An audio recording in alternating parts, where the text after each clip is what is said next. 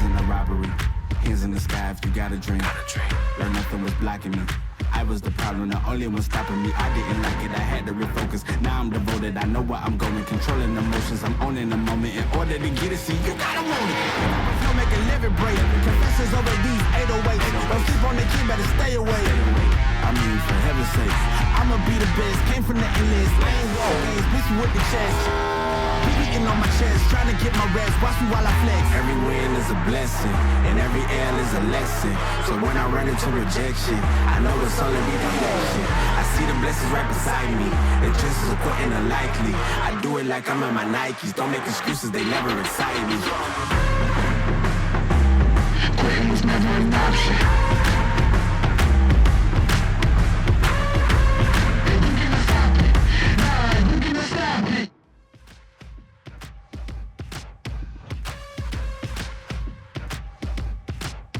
Ladies and gentlemen, it's time for a brand new season of the OSRL Premier Series, and we're going to kick it off, as always intended, on the high banks of Daytona International Speedway.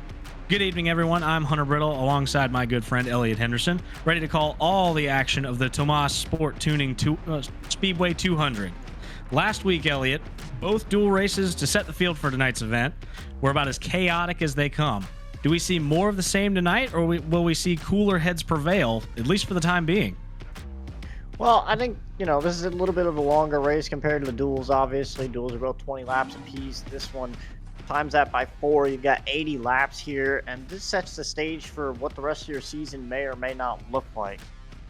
So, you got to think of it from the side of what these guys are going to try to do for the rest of the season. So they all want to come out here with a good finish and run well. But as far as seeing something interesting, this track is difficult. These cars are a handful. And with the bumps and everything, you may see someone slide up into someone and not try to do anything, but end up causing a big wreck.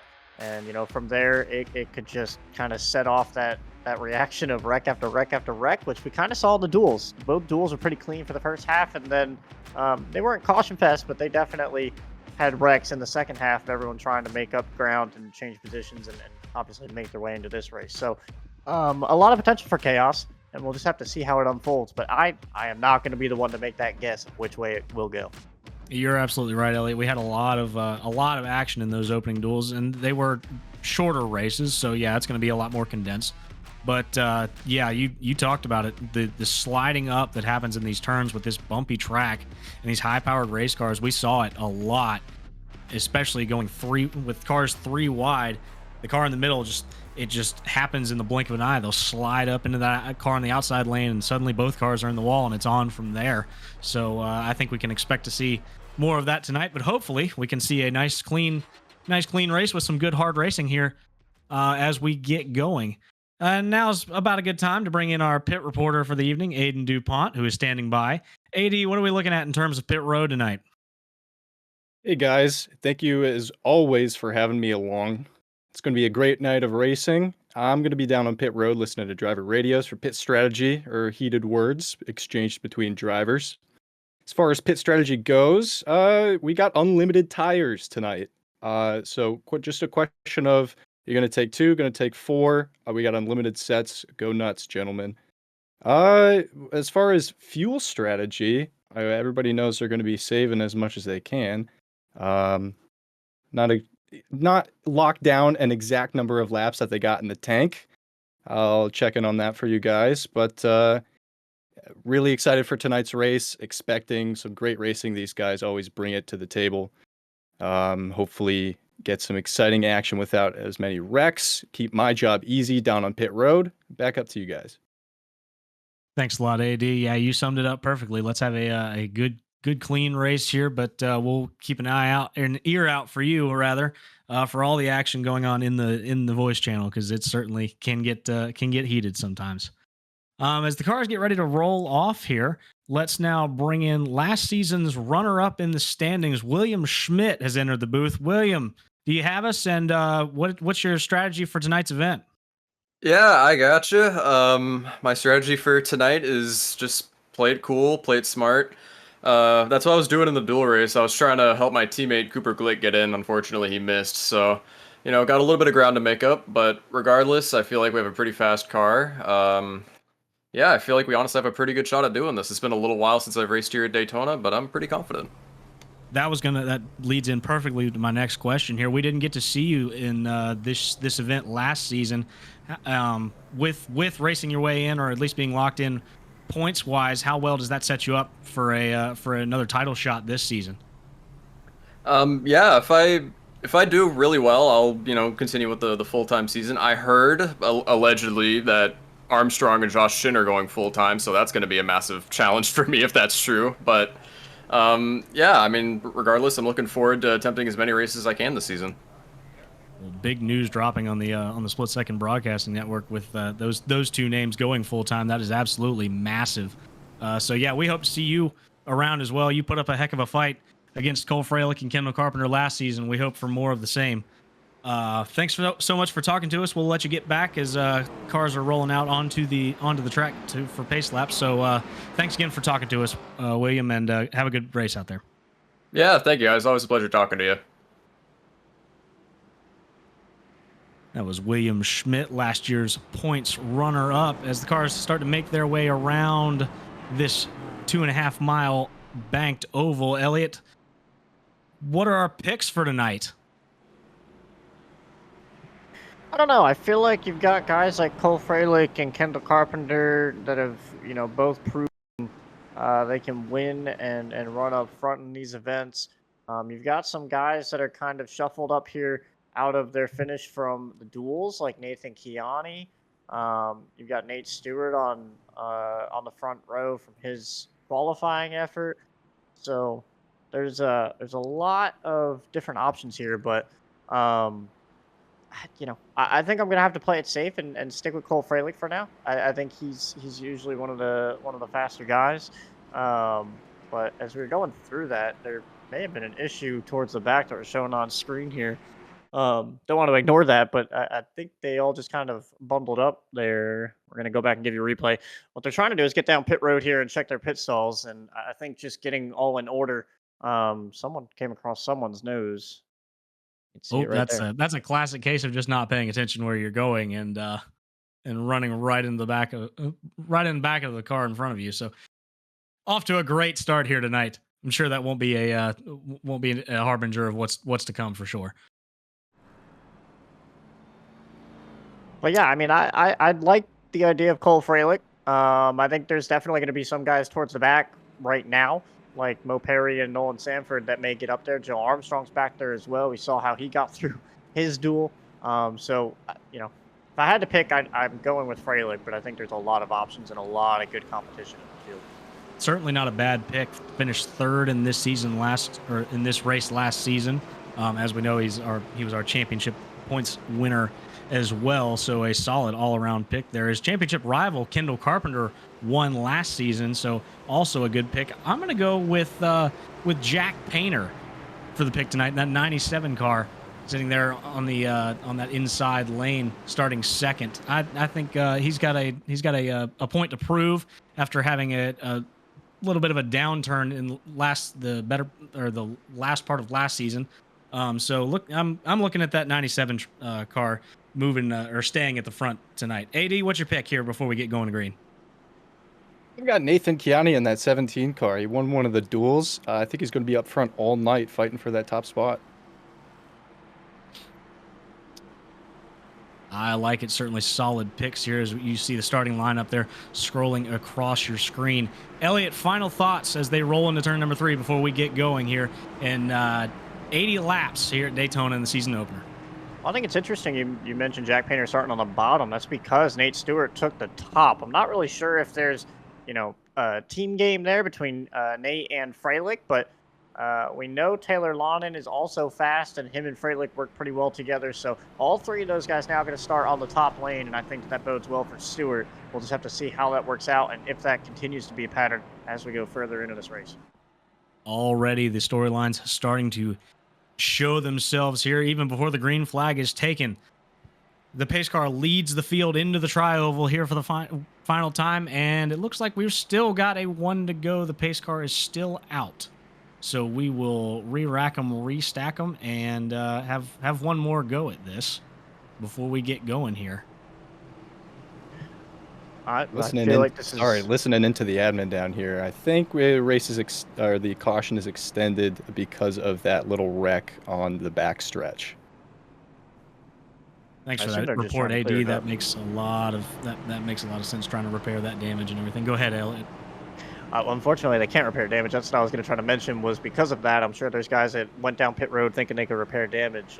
That is not something they can do. So, anyone that was involved in that will have to keep an eye on to see if they end up pitting under green or if they'll just wait for the first yellow to kind of sit and get that fixed. But I don't think anyone reported damage, at least not through the text chat. So, we'll have to see how that works. But what I did want to point out before this all gets going, it's a good time to mention the fact it's a 15 race schedule. A lot that can happen later on in the season. There is another super speedway race at Talladega. This isn't the only one. Talladega is race 13 out of 15. And we go to Richmond and Kentucky next. So a lot of diversity straight off the bat as well. So we talked about this being a big race for these guys. It's a big heavy hitter at the beginning, but it immediately diversifies into short tracks and intermediates right after this. So a lot on the table week to week here in the OSRL Premier Series.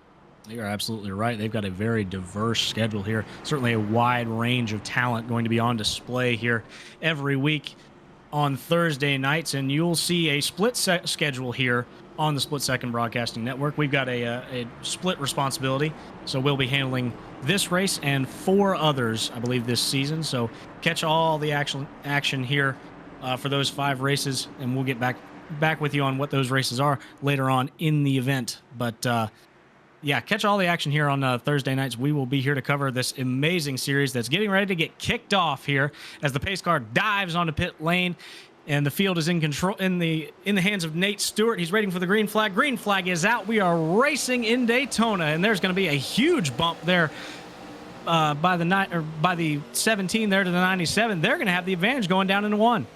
I was going to say, Freilich looked like he timed it about perfect, but that inside line with Nathan Kiani got really tight right there with Nate Stewart, and they just kind of had the advantage arrow-wise through the little dog leg there after the tri-oval, and Painter's clear now over Nate Stewart. Doesn't come up. Stewart with the run down the back, side by side, 2x2 all the way through. So we've got a couple guys dropping down to the apron to get to the back of the pack, but Stewart to the lead.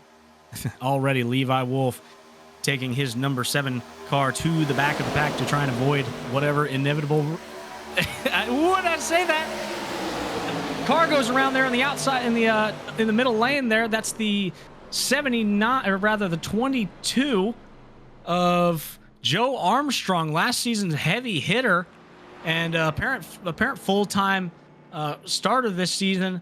Already, we didn't even get back to lap number 2. And Joe Armstrong, a heavy hitter in this series, has already sustained damage here. I was just looking at it on my screen as Levi Wolf was dropping back. They went 4 wide slightly for a second, and chaos ensued. Yeah, we're going to replay up here. I'm not sure if that was Levi just coming up the track. It looked like when he re-entered, it kind of sent him up the hill a little bit more than where he wanted to be. And Joe, and I believe there's someone else in the mix there. You can see all these guys, and it just all kind of piles up, and I can't tell exactly who that is. That's the 02 of John Daniels that ran into him from behind. William Schmidt, the other car collected in that accident, guys. Oh, good Lord. So 2 heavy hitters in last season's point race, or in points and race wins tally, already collected in this one early on in Daytona. So already the dominoes are starting to fall as we hadn't even completed 1 lap under green. And I'm not really sure where Schmidt or Armstrong were kind of expected to go there. You can see Levi just rejoins the track, and I don't know. It looked like Joe was going to kind of commit to pushing Armstrong or pushing Schmidt through the corner, and they just didn't really have anywhere to go after Levi came up. There was about room, but it closed up very, very quickly. So just a really odd circumstance, but that was kind of a combination of Levi trying to get to the back and then being in the middle of something that he did not want to be in the middle of, as we see a bunch of these guys hit pit road, at least for fuel, it looks like. Yeah, it appears the back half of the field is on pit road for fuel. It looks like a lot of cars already having service completed and back out. You see Kendall Carpenter there is away. AD, what are they saying on the radio?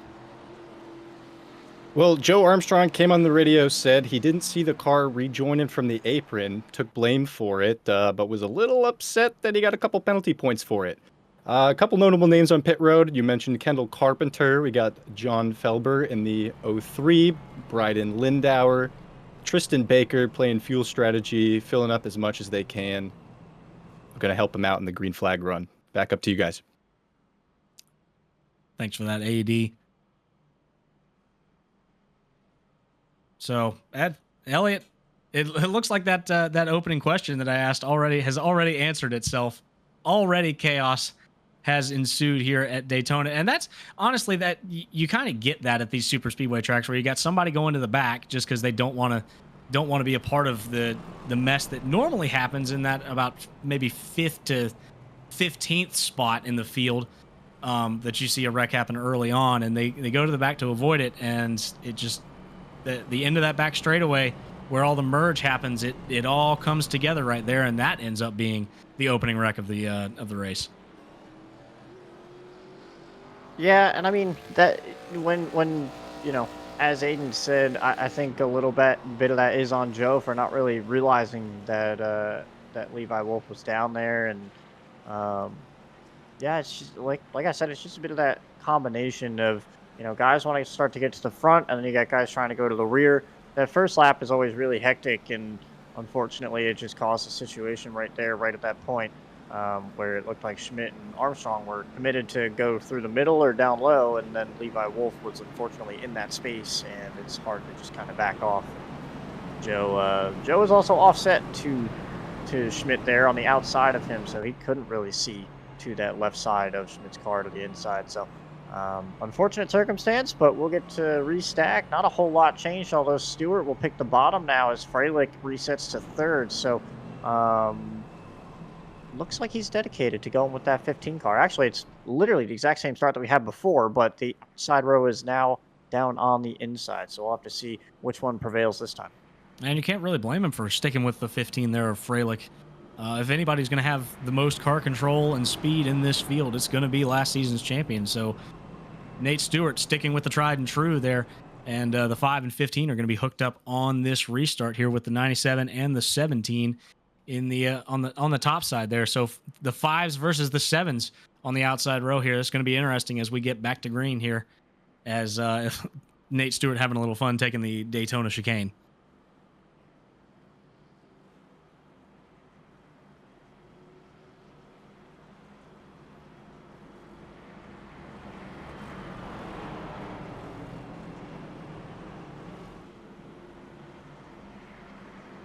Field just about set to get ready to go back to green here.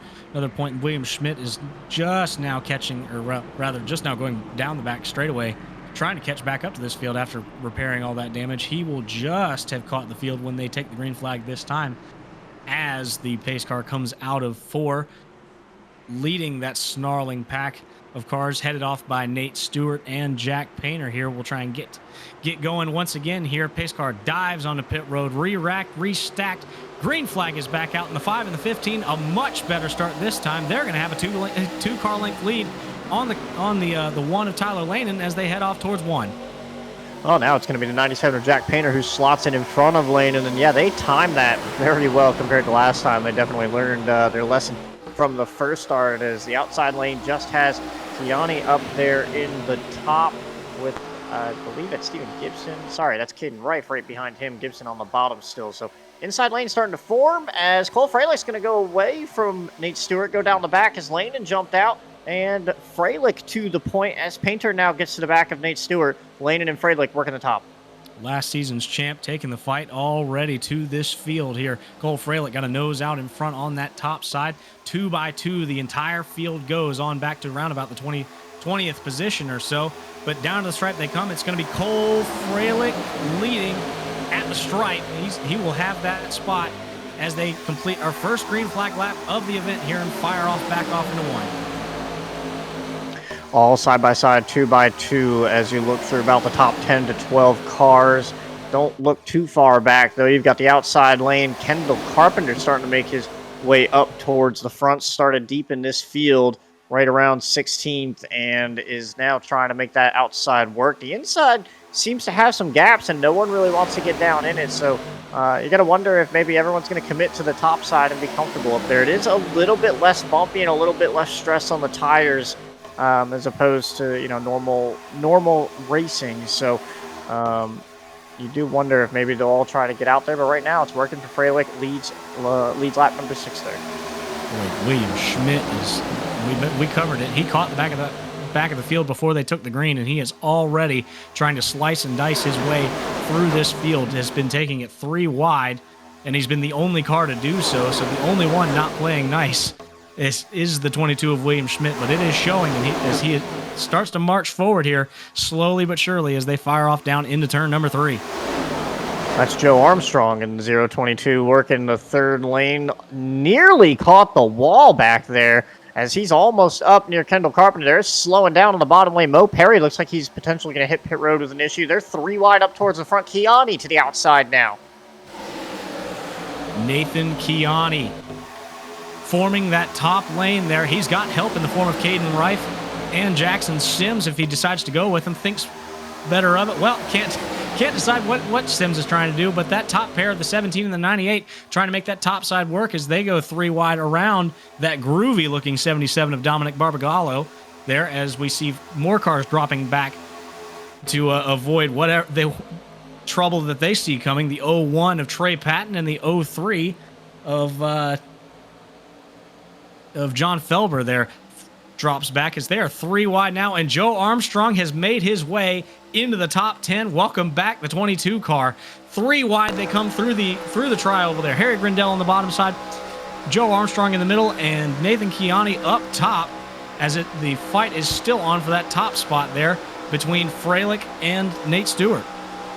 Let's say we saw a lot of guys drop back, but Joe Armstrong has no fear. He's driven all the way up in here inside the top 8, outside lane, 4th car in line. And I'm not sure if maybe AD may have an update on Mo Perry at some point. As Armstrong's going to go in the middle again. He's got Sims pushing it with Carpenter right behind him. But move Armstrong all the way up to basically 3rd in line as now Layden goes to the bottom. And now Armstrong's going to be able to push Freilich up to 2nd. Make it to the outside lane. Joe Armstrong does not care, has absolutely rifled his way through this field, now trying to go 3 wide on the outside of last season's champion Cole Freilich there. Gets blocked off by Nate Stewart. Stewart goes back to the bottom, now back to the outside. Now it's going to be 3 wide once again for the lead here as they come off of those 2 outside lanes have the momentum now. 3 by 3 by 3 they come down the back straightaway. Cole Freilich gets a nose out in front as they head off into 3.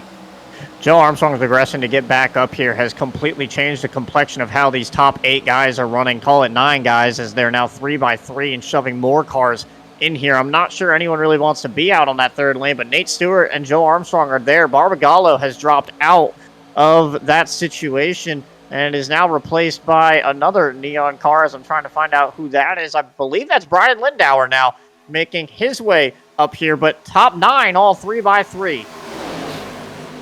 And that action has not gone away there as Lindauer tries to make that topside work as Armstrong in the wall once again. Lindauer gets hard on the brakes to avoid that car, and he is going to go backwards and lose a ton of spots there as we've got cars blinking out in the outside lane. Harry Grindell down in the grass to try and avoid whatever just happened there. Brings it back up on the track. We stay green. But now, Elliot, we have about a 7-car breakaway with it. Maybe Dominic Barbagallo if he can hang on to these guys. But if we get a 7-car breakaway, what's that going to do? Or what's that going to shake this rest of this race out? As we have caution on they're the wrecking big on the here. front stretch. Big wreck on the front stretch.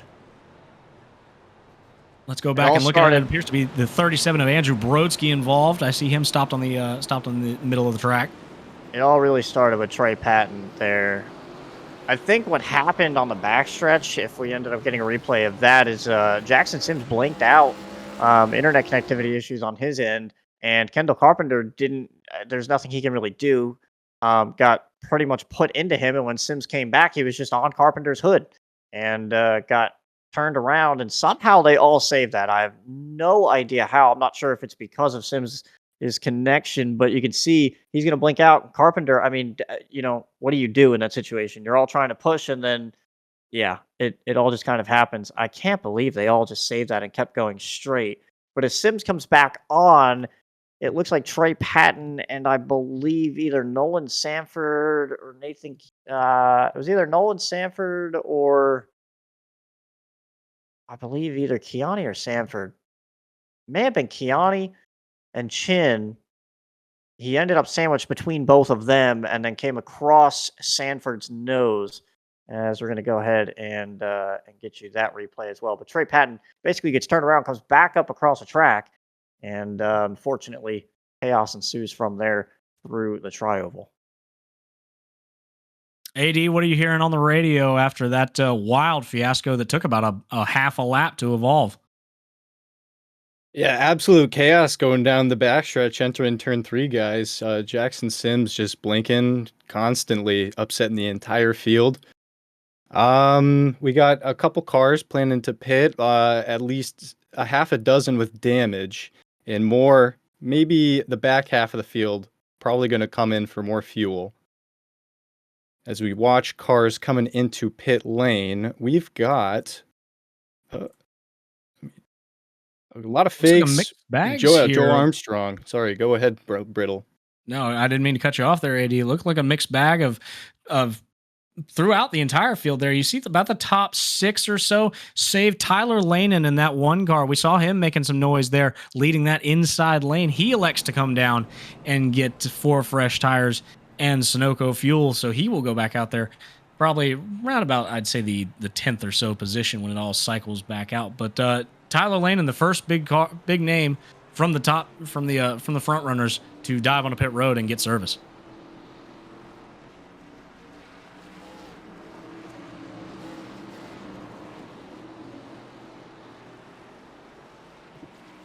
A few minutes ago, you asked about Mo Perry. He's got internet connection problems as well. He was dropping to the back of the pack during the last green flag run and got a little bit of contact from some cars further back in the pack, lost the draft. That's why he was trailing so far behind.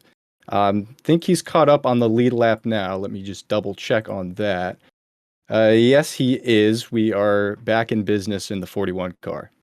Very nice. Thank you for that report, AD. We were wondering what happened to that 41. As you were right, he had absolutely lost the draft there by almost an entire back straightaway. As there's the incident from earlier that brought out this caution here. As you see Trey Patton spinning down into that grass, but multiple cars caught up in that, and we still have multiple cars sitting on pit road as a result of it.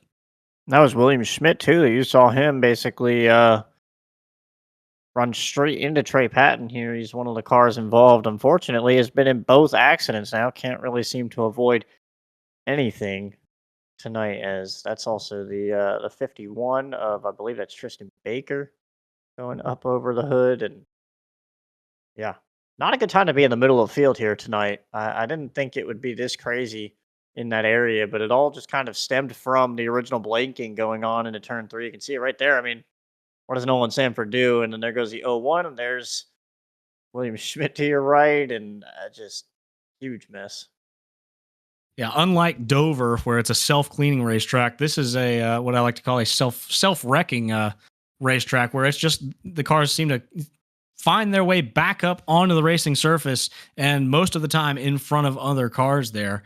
As especially in the tri-oval where that banking is, you just come right back up into it, and multiple cars collected in that. But we're about re-racked and restacked here, as Nate Stewart has the field in his control with Cole Freilich to his outside now. So the 5 and the 15 will now be leading both lanes respectively, as opposed to being nose to tail. But don't look now, that bright orange Home Depot car of Kendall Carpenter has made his way to the front. Last season's winner of this race already making his presence known. What will he elect to do, as he is going to be breathing down the neck of his championship rival from last season, Cole Freilich?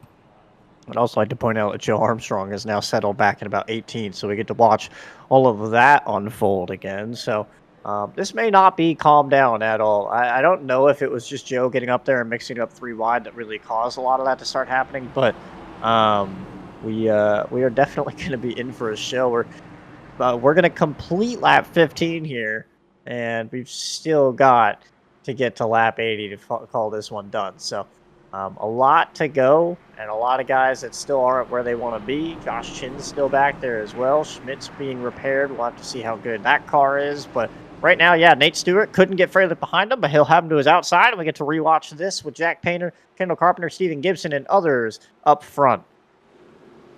Pace car makes that hard left down into the pit lane, leaving the field in the control of Nate Stewart, who is already off with a shot there.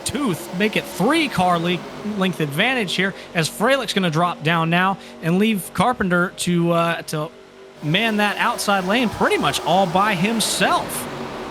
You got to imagine that was by design for Stewart, and if John Daniels doesn't get down, there is no outside lane, but Fralick goes right to the outside. Not something I expected. I thought these guys would work together, but it looks like they're working against each other. Fralick knows Carpenter is going to be fast, but we don't think 2 cars can really get it done. We'll have to wait and see, but right now it's Fralick and Carpenter on the top, formerly championship rivals, now working together here at Daytona, with Jack Painter and Nate Stewart down on the bottom. John Daniels joins the top groove, and they're already 3 wide back there with Tyler Lane and others trying to get back up towards the front. 3 wide again. Lane and turns.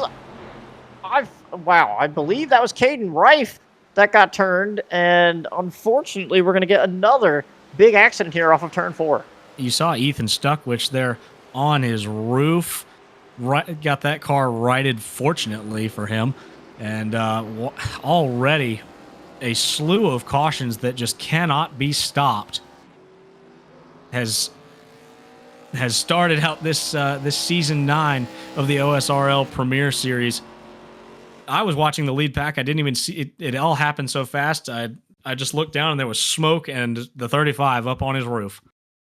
I mean, there was the smallest gap, as we'll pull it up on replay for you. Tyler Lane and just had a run and didn't back out of it. And unfortunately, Caden Reif was teetering between the middle lane and the top lane, albeit, didn't really make a choice in general. And then right there, you can see the contact with Lane and Reif. I mean, there was a gap, not very much of a gap, but a gap. And it puts Lanen up on a hood, and everybody scatters. You saw Stuckwich trying to avoid it, and unfortunately, Reif's going to probably come out with most of the damage here.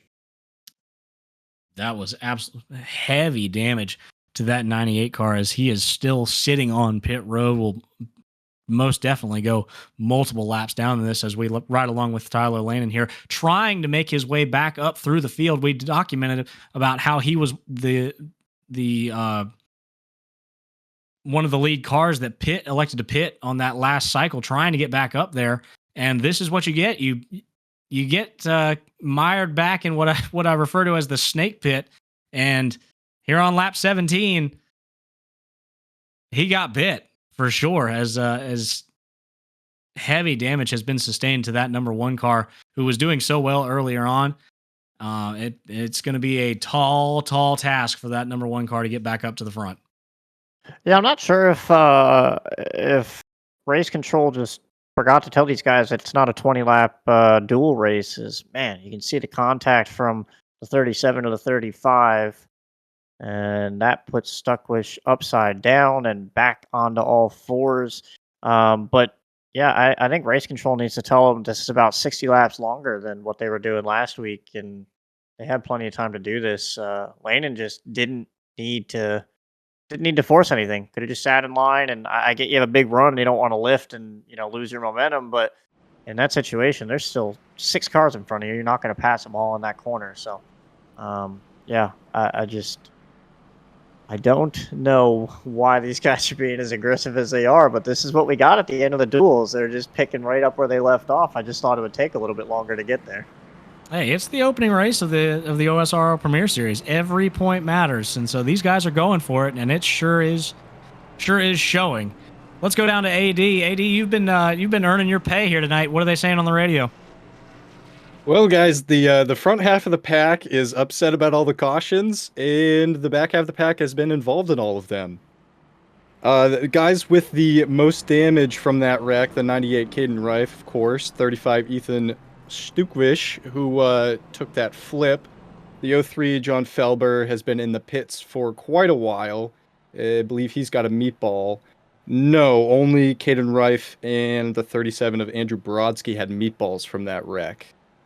Yeah, tempers flaring here, guys. Getting a little fed up with the anxious and the really, really, really impatient racing that we've got going on so far.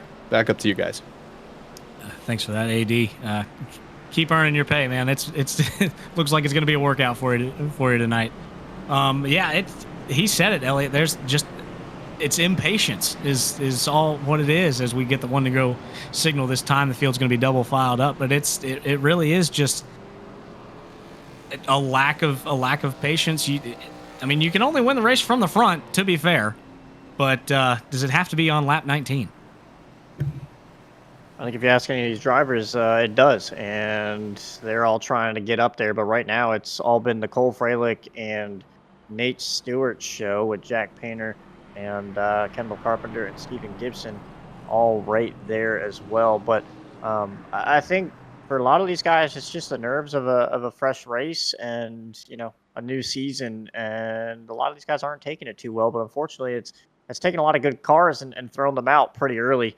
We've already seen a lot of big contenders like William Schmidt, Joe Armstrong, Ethan Stuckwich, and others involved in these incidents that otherwise, they would have liked to avoided. But unfortunately, that's what's going to happen on these super speedways. One wrong move by one person can involve, 10, 15 cars. It's a lot different than your spread out speedway racing where, one mistake would just cost them their own race. But we'll restack. We'll get going. Again, about 60 laps left here, and maybe this time they realize that they don't need to be 3x3x3, and they can run some laps and just get some laps under their belts. Well, I want to make it a point that 3 of last season's top 10 did not complete all of the races. In fact, William Schmidt did not race in this event last year, and he still finished 13 points behind Cole Freilich in the overall Drivers' Championships, as green flag is back underway here in Daytona, and Nate Stewart once again will have a great jump on the second row behind him. It will elect to go to the outside there, now back down to the inside, but it's not everything is won in a race. So those guys who have been collected in whatever's happened so far tonight, they still got a shot at that championship here, as Cole Freilich, last season's champion, comes powering around the outside with Kendall Carpenter there in tow. Just the two of them making it work there on the outside. I was about to say, 2 cars absolutely killing that outside line and moving forward. So good on Freilich and Carpenter to work that out. Stewart was trying to make a decision of what he really wanted to do, but that power on the inside is going to work out, and they'll have to use the momentum off the corner to see if they can get anything going back here, as Freilich he might lead that lap very close, but to your point, yeah, you don't win it all in one race, and at the same time, this league does have a drop week, so maybe guys are just seeing this as a throwaway and just driving as hard as they can because they know they can make it up later. We still have Talladega on the schedule, though, and we, definitely have a couple, I'd say, throwaway races if you want to be careful with them, with Kern Speedway on there and Circuit Gilles Villeneuve. Those are both tracks that a lot can go wrong that aren't really your own fault. So we'll just have to see how the rest of this race goes. Looks like they're kind of calmed down, and we've got a really strong battle here between the bottom line and top line, with Freilich and Stewart leading both lanes. 2 by 2, they come down to the stripe once again, and it looks like it's going to be Nate Stewart leading right at the stripe, just by a nose over top of Cole Freilich there as they fire off down towards turn number 1. But everybody being nice and calm now after we've had four or so cautions at this point.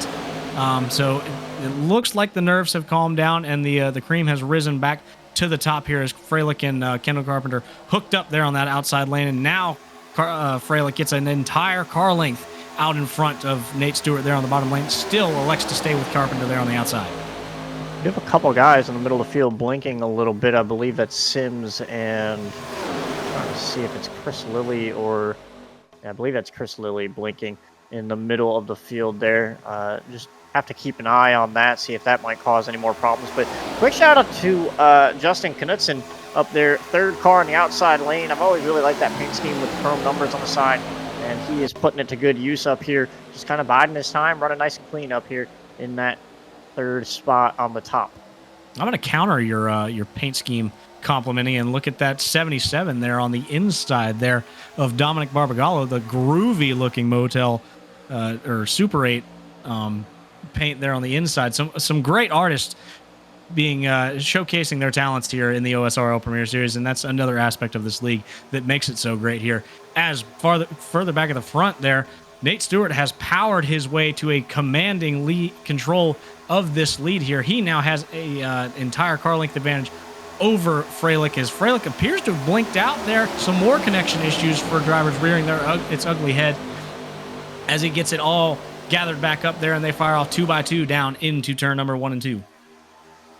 And it looks like we got about 24 cars in this lead pack as Keane's up there in the outside wall off of turn 2. But a quick shout out to guys like Ashton Lawson, Josh Chin, Joe Armstrong. There's guys sitting out at the back of this pack. Ashton actually getting himself up in here now, but there's a little group of 4 guys, mainly guys that have been involved in accidents and I'm sure don't want anything to do with what's going on in front of them anymore. But Josh Chin, Joe Armstrong, William Schmidt, and I'm trying to see who that is at the back. I believe it's Tristan Baker, who was also involved in that incident prior, are all just kind of sitting back here biding their time but not losing the draft. So we'll have to see how those guys work together as this goes on. Really smart strategies going on by those guys. As this race has progressed, you can't blame them for stepping back from this snarling pack here that works its way around turns number 1 and 2. And they're just sitting back, like you said, Elliot, biding their time, waiting for whatever else might unfold to happen here as the inside lane now fires back up into that top commanding lead, as the outside lane there got a little bit disorganized down the back, and it has resulted in Nate Stewart having a full car length out in front. And Bryden Lindauer just backed out of that pack. He was the one trailing Jackson Sims, who's having the internet issues a little bit ago. I believe that's probably why he backed off and went to the bottom, as Sims now drops to the back, probably just to avoid any potential issues there and get out of everyone's way. But going back to that group that's back there behind them, William Schmidt was trying the outside lane. You can see him still out there in the backside of the camera. I believe that's good for him to just be able to test his car. Remember, he was sitting on pit road for a while. Him and Tristan Baker both had a lot of damage from previous accidents. I think Armstrong is pretty clean, and Joshua Chin, I don't believe, has been involved in anything yet. So they're both pretty good cars, and it gives William Schmidt and Baker a good chance to kind of go to the top and test their cars and see how much damage they really have. So smart racing by those guys running back there. But we got a good battle up here as Freilich gets some momentum, and he's going to lead this lap over Nate Stewart as Kendall Carpenter pushes him back to the lead. Yeah, Kendall Carpenter all over the back bumper of the 15 car, and it really shows there when he powers back to that lead, when the trailing car gets right up behind that lead car. The draft really gets shown here, as once again it's going to be a drag race, as now the top 2 cars in both lanes have are hooked up there, as the 97 pushes the 5 of Nate Stewart out into the lead as they head off into turn number 3. But the draft in full effect here as they're going at 190 plus miles an hour around this 2.5 mile speedway. Hitting speeds of nearly 200 miles an hour as they come back through the start-finish line at 196, 197 miles an hour going off into turn 1 now. But yeah, that top lane's working really well. I think, this is the point of the race where they've been through all the accidents. They know kind of what they have with their cars and everything. And this is them just biding their time and just kind of running nice and comfortable. Albeit it's not super comfortable at 197 miles an hour, and those top 4 are kind of a little bit stressed and pushing and everything, but at the same time, it's about as comfortable as you can be without just running single file and giving us a boring show. They're putting on great racing, but being very calm and collective about what they're doing. And right now, you're just kind of seeing the lines work back and forth, which one gets momentum and how it all works out. Boy, look at that run that the 15 had down to the stripe there. Shades of Kevin Harvick. In the 2007 Daytona 500 there to come and lead that lap, and now it's resulted in both the 15 and the 20 having their cars out in front of the number 5 but they'll still elect to stay on that top side there as the 22 of Justin Knudsen puts that back bumper, the front bumper up on Kendall Carpenter there, and they're still going to have the advantage. Kendall Carpenter now ducks down to the inside. He wants control of this race. Freilich slides back, move Kendall Carpenter to the sole controller of this pack as they come snarling back through the trioval with a lap car of Tyler Lane in there. Carpenter putting the squeeze on Nate Stewart as they come through. I can't believe they just made it through that. I mean, Nate Stewart had millimeters of room. Carpenter held him up there knowing he was trying to get a nose out there, and Nate just wasn't going to have it. And it ends up actually hurting Nate. He's going to go backwards here. He's up on the outside wall off of turn 2 after some contact with Nathan Chiani, but they all get it sorted and keep going straight here. But Stewart almost with a really unfortunate situation to his race with that lap car coming up on the outside lane, as now Kendall Carpenter takes control with Jack Painter behind him, Cole Freilich and Justin Knudsen on the outside lane. They all got racy there, and it resulted in the 5 of Nate Stewart getting shuffled out. Now the 20 of Kendall Carpenter looks like to be shuffled out. He's down in the middle lane all by himself, getting passed on both sides here, as now I believe that's Steven Gibson powers the 97 of Jack Painter up to the lead. So the lead cycle has started heating up here, as we've got everybody wants a sniff of that draft, as now Freilich gets turned by the 77. They're around. Caution is out.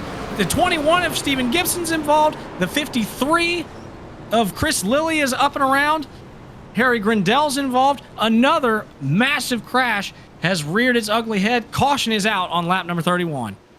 And I think that's just a combination of, I believe it's Barbagallo trying to get into the middle, and I'm not sure if Freilich just didn't know, but he kept coming down and kind of putting them in a really vulnerable spot.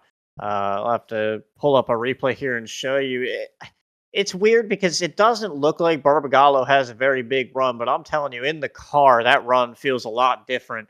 And Freilich's nowhere near him initially. So right there's so much room. And Barbagallo's like, okay, sure, I'll take it. I'll look. And then Gibson comes up, Freilich comes down, and Barbagallo's like, well, what do I do now? So, and you can see he backed out of it as quickly as he could, but they were both just crowding him. And, you can look at it and say Barbagallo shouldn't make that move. But at the same time, Gibson and Freilich are both kind of in awkward positions. So, I don't even know if you can really place blame. Honestly, admins are trying to look at this right now. OSRL always places some type of blame on a driver to potentially, penalize them at a later point, and have a penalty system. And even Oates is sitting here questioning who should actually be at blame for that. But, I think Barbagallo had a run. He took it. He thought about it, and then he wasn't super committed to it. And then by the time he didn't know what he wanted to do, the lane just completely closed on him, as everybody's going to head down pit road here and get some fresh tires after what was our longest run of the day, I believe, nearly 20 laps. Let's go to AD. Your headset's got to be lighting up after that one, DuPont. What's happening on the radio waves? Well, guys, that makes every single car now being involved in an accident. We have only three cars are laps down. The one of Tyler Lennon is a single lap down. 01 Trey Patton 3 laps down. 03 John Felber 6 laps down. Everybody's coming in for tires right now.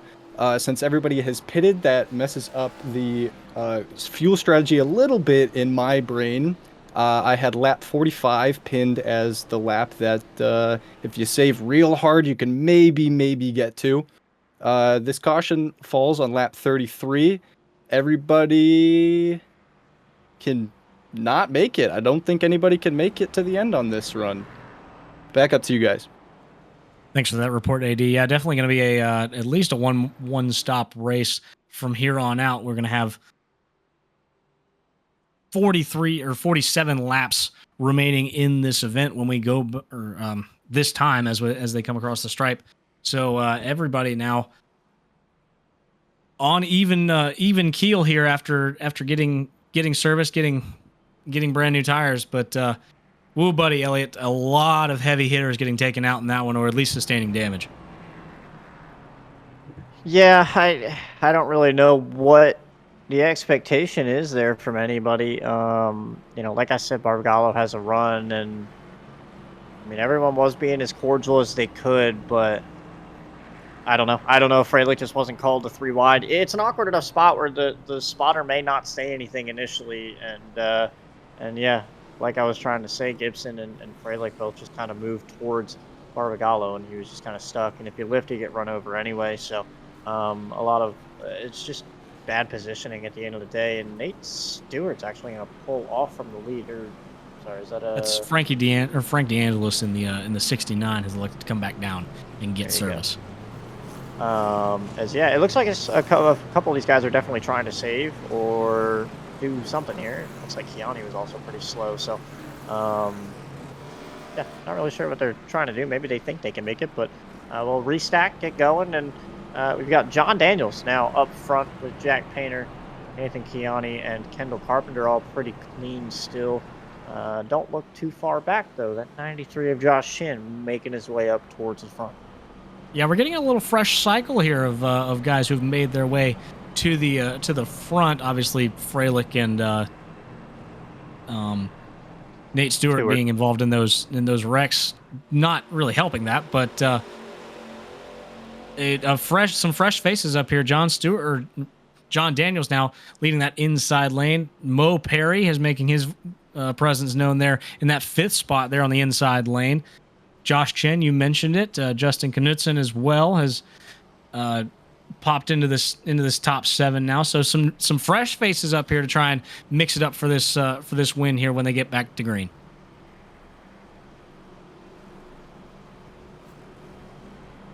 Yeah, you got to wonder when people are going to start going. Also, seems like Ashton Lawson was lost in that wreck as well. He is disconnected from the server. Just keeping people updated on that. Again, that wreck was big enough that we honestly couldn't catch everybody that was involved. We really just were paying attention to front runners. But unfortunately, a lot of those guys that were running towards the back, like we talked about, Ashton Lawson and William Schmidt and others, all ended up driving into that wreck while it was happening and borderline ruining or completely ruining their own races. So we will reset. John Daniels, your leader, with Jack Painter to his outside, and we still have, looks like, about 55 to go here. Pace car dives on a pit road this time. Green flag is back out. We're racing once again underway here in Daytona. John Daniels has about a 1 car length advantage to Nathan Keani there on the inside lane, but then it's a big gap back to Mo Perry there on that bottom.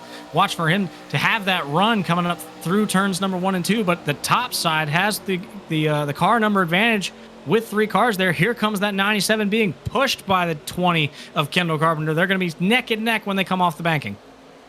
To correct myself, 45 to go, closing in on halfway here. I can't get my math straight. This is the most broken up we've seen the field. This could be very good or very bad momentarily because you're going to get a lot of guys with big runs all kind of catching each other at the wrong times, as this top group seems pretty orderly, but watch for those guys at the back to get these runs, come up to the front, and have really nowhere to go or go 3 wide and put themselves in really vulnerable spots. We're already kind of seeing it. Gibson was caught right there, and they're trying to go 3 wide already, but everyone kind of settles back out as looks like about the top 10 are all kind of racy up here. Kendall Carpenter leads that lap with a push from Josh Chin. Jack Painter is still on the bottom lane. Jack Painter is putting that car on that yellow line there. Really bumpy down there, so watch for a little bit of a slip up if it happens, but he's got those fresh tires. Grip is going to be at a maximum here, and he is trying to make this racetrack as short as possible. But Kendall Carpenter has the advantage there with that draft from the 93 of Joshua Chin, has made his way into the top 5 now. And those 2 cars on the outside are a dangerous combination here. As farther back in the pack, Freilich and Nate Stewart are making their presence known. They're on the outside lane trying to get back up in here. 3 wide through the tri-oval they come.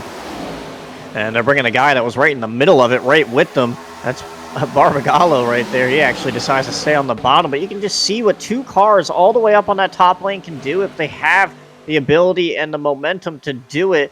But you can just see how close and how dodgy all of this gets. They're all kind of weaving back and forth, but here's the run by Freilich, basically all by himself, not even getting a push anymore. Stuckwish now goes up behind Nate Stewart, but they draw even with Gibson. That's the 4th car in line on the outside as Freilich's going to continue the momentum and try to get to Knutson as they still race side by side for the lead with Painter and Carpenter off of turn 4. The march to the front continues for Cole Freilich now. He's up to row number 4 in this pack of cars here, coming through the tri-oval, still 3 wide, not going away anytime soon, as now that run appears to have stalled out now, and they're stuck right side by side there in that 4th lane. Now, here comes the 5 of Nate Stewart to give him a push to jump into that 3rd lane now on the outside of the 22 of Knutson and John Daniels there. And here he comes around the outside. Joshua Chin is now going to be 3 wide.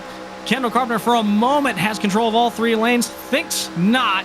Here comes Cole Freilich down on the outside from the back to the front. That car, specifically those 2 cars, the 5 and the 15, have it hooked up, and they are right back to the front.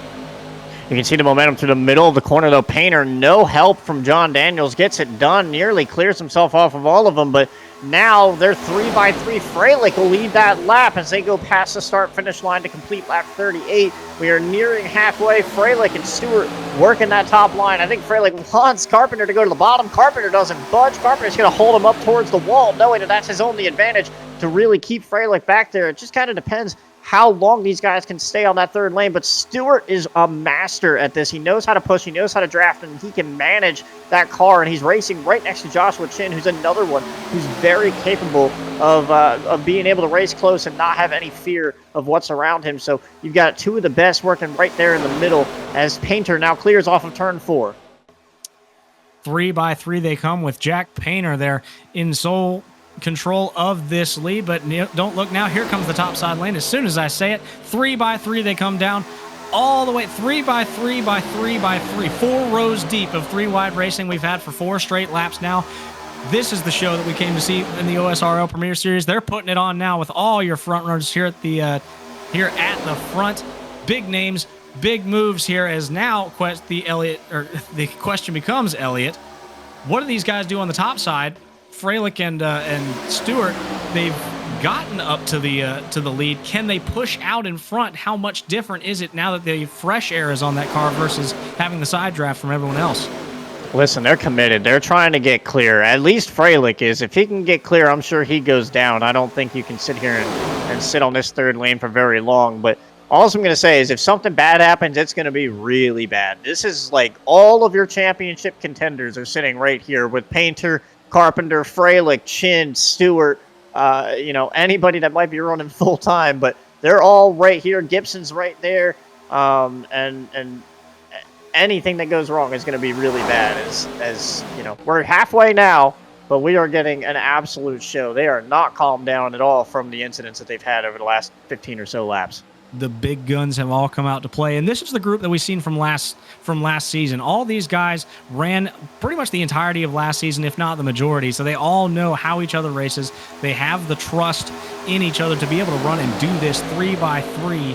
Continues now as Carpenter has a little bit of a nose out in front, but it looks like the run's now coming down from the inside of Jack Painter there. He will get a nose out in front. This is the group here. All of these guys, a brand new season always brings in some fresh faces. You don't know how they race, and I think that's very well could have been the cause of all the carnage that has ensued in the first half of this race. But as we've weeded everything out, now the guys who know how to run around each other have made their way towards the front. The cream has risen to the top, and now you're getting an excellent show here as now Joshua Chin covers that top spot on the outside lane. He will look for that lead as the 21 and the 20 now getting squirrely there in that middle lane.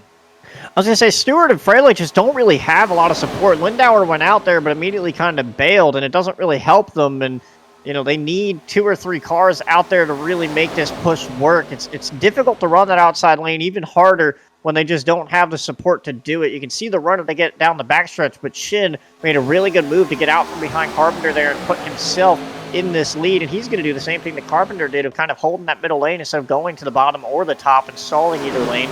He's just going to kind of hold it in the middle and see how this works out for a few laps. But to your point, this is, the best of the best right here, just kind of working it out, running really close to each other, and we're seeing some great racing as now Chin moves to the bottom after leading that lap, and we've got Freilich, Chin, and Carpenter all 3 wide for the lead once again. through comes Carpenter there on that middle lane. He's going to have the advantage when they go into turn number 1 and come through turn number 2. Move Carpenter out to sole command of this lead here, as now comes the outside lane with Freilich and Nate Stewart still pushing the devil out of each other, trying to get up to that top spot, but nothing doing there for that 20 car, who has got an absolute rocket at the front of this field. He still maintains command of this lead here. And yeah, Elliot, like you said, the middle seems to be the way to hold serve on this entire field. I don't know if it's the way that the side draft works, or just having that momentum of not being on the bottom. You can carry the speed around the outside down the back straightaways, but it seems like the middle car has a little bit more of an advantage here, as now they're 3x3 again. I just feel like they have the best space to work with.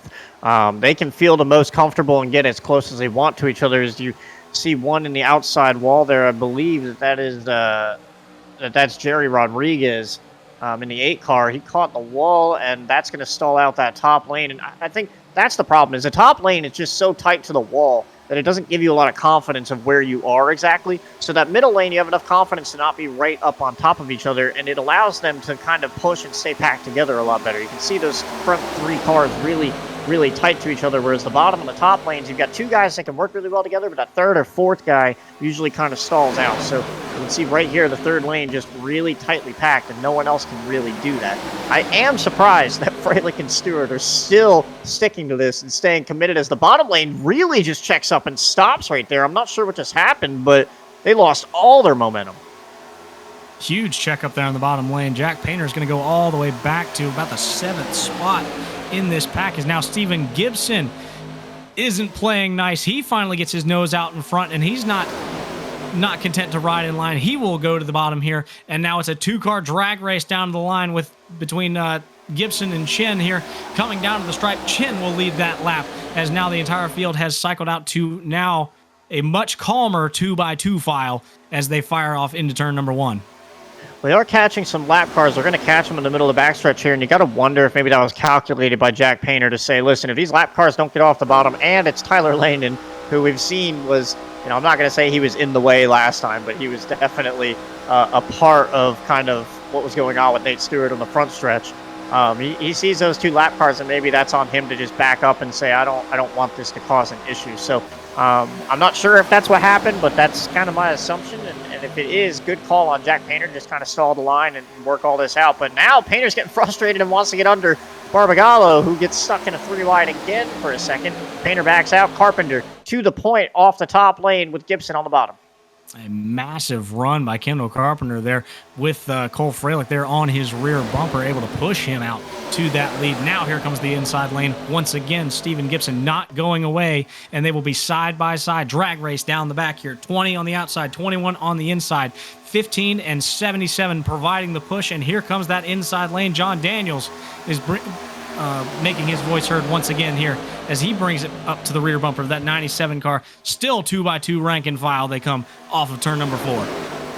And Josh Chin was the big loser out of all that. He's going to fall outside the top 10. When they were catching those lap cars, he kind of got cycled out to that 3rd lane, and no one went with him, and he is now dropped behind this whole group. As now you see Jerry Rodriguez come back up here making his own 3rd lane. And again, that kind of works for one car. If you want to do it for a little bit, he'll probably get to about the 3rd, maybe 2nd car in line. They can do it all by themselves using side draft and everything, but you really need help after a while to really get anywhere. But you can see how much it stalled out with Nate Stewart and Cole Freilich. So interesting to see these guys still try it. I just don't know that 3rd lane is really worth it at this moment.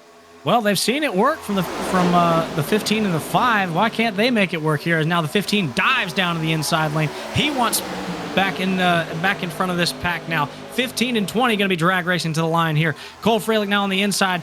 Kendall Carpenter getting a push from the 15's so-called ally there on the outside in Nate Stewart. He will lead that lap there. Kendall Carpenter will, as they go off into turn number 1.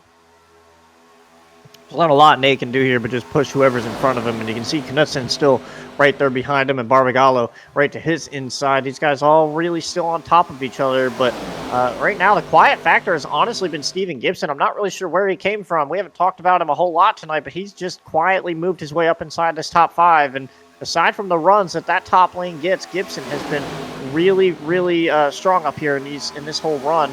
first working with Painter, now sitting right here with Freilich. He kind of just camouflages in there with that unsponsored number 21 car, a white car on a very light gray racetrack.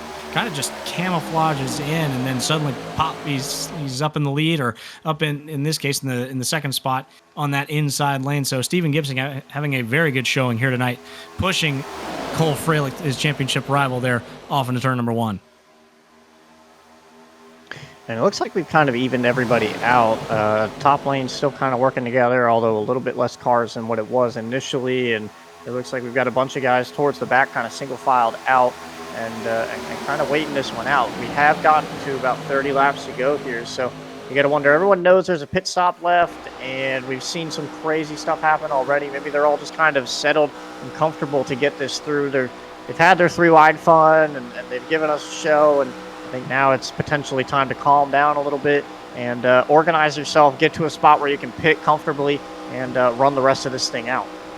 Well, the guys who want to be at the front have now gotten themselves back up there, that being, I believe, the 15 of Cole Freilich, the 5 of Nate Stewart, after absolutely fighting their way from the back of the pack. They have now gotten up there, solidly seated themselves in those top spots, as we see Jerry Rodriguez still trying to make it work there on that outside lane all by himself. But here comes help in the form of the 69 of Frank DeAngelis there. He will elect to stay in that middle lane, and now Rodriguez is going to fall back outside of that top 10 as that run stalls out. But yeah, the front runners, I believe, have seated themselves in the front of this field, right back where they want to be. And now, to your point, Elliot, the calm factor has been dialed up here as we are inside of 30 laps to go.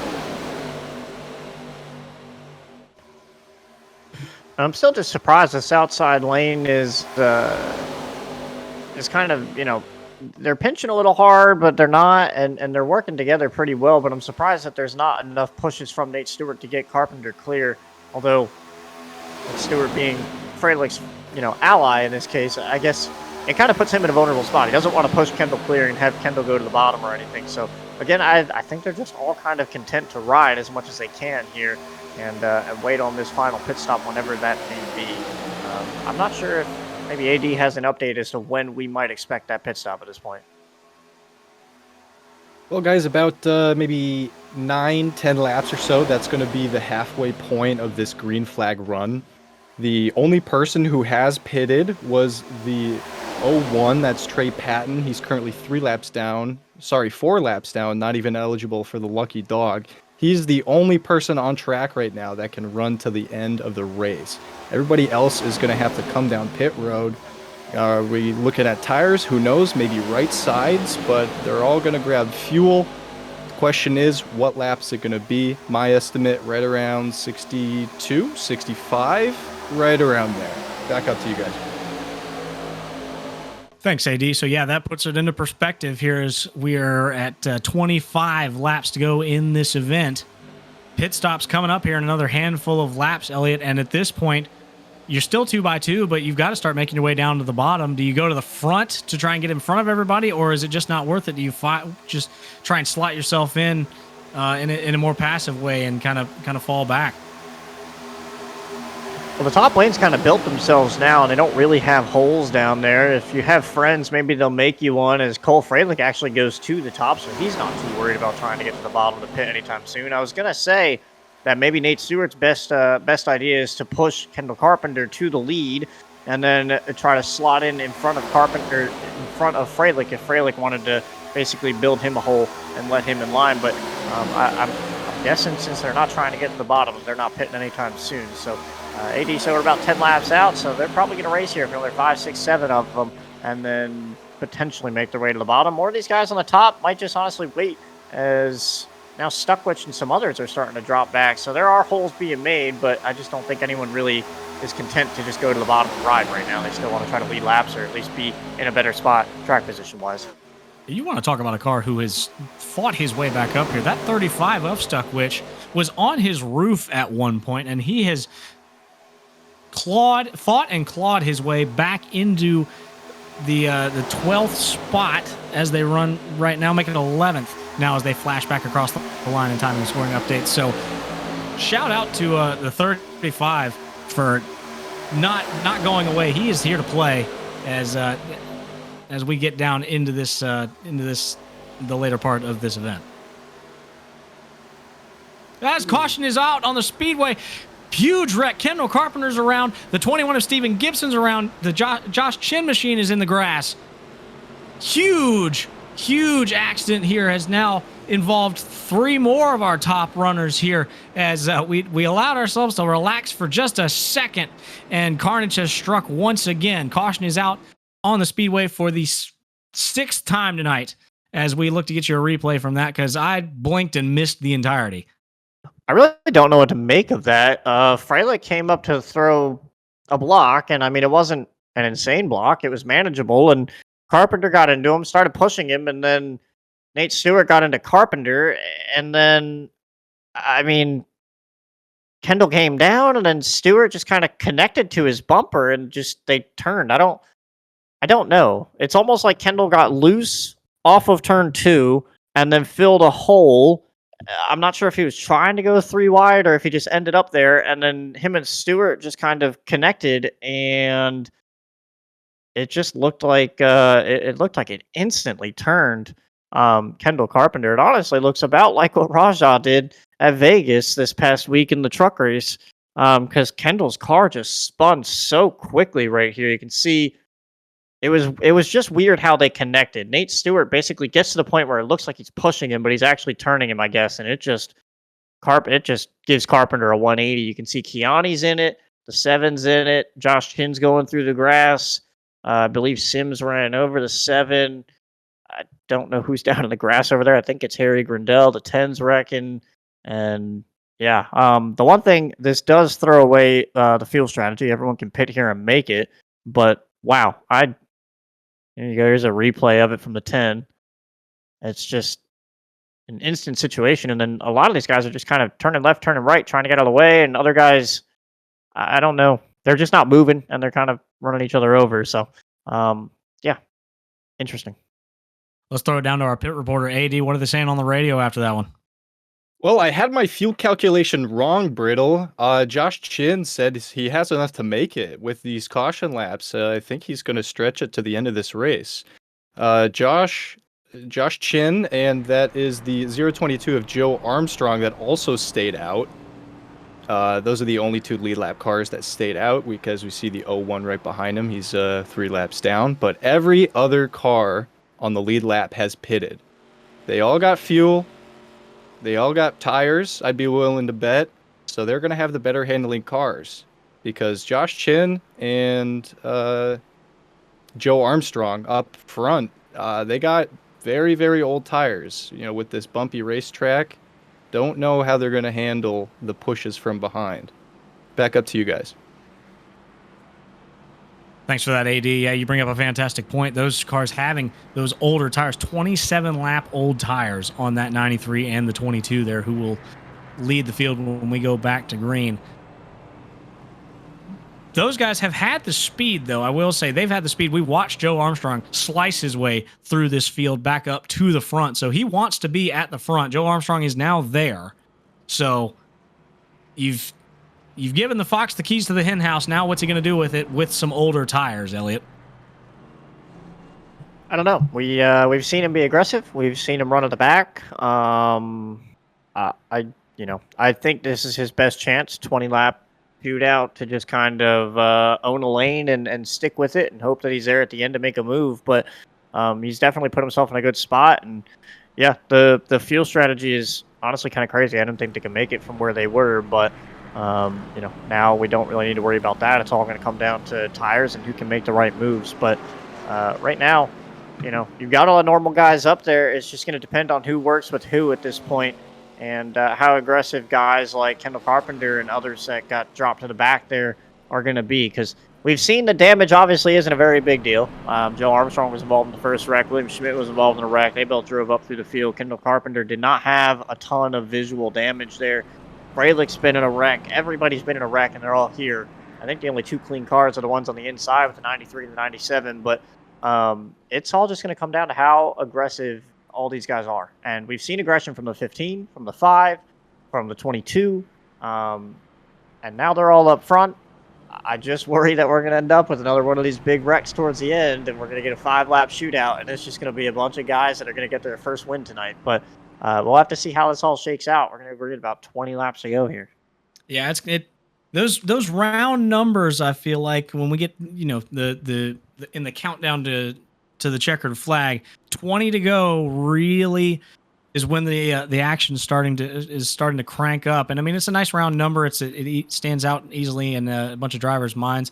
At that point, I think the gloves are going to be coming off, and we're going to have an absolute brawl about to break out here on the high banks of Daytona. I want to shout out another driver who has quietly made his way just in and around just about everything here tonight. Bryden Lindauer there in that neon monster car there in the 5th row on the inside has just kind of just been there all night. Hasn't really made a whole lot of noise. He's been about the 3rd to 4th car in any given line at any given point, but he has just been there. Keep an eye on that 43. I think he's got something up his sleeve here as we get set to go back to green here. Pace car diving on a pit road now.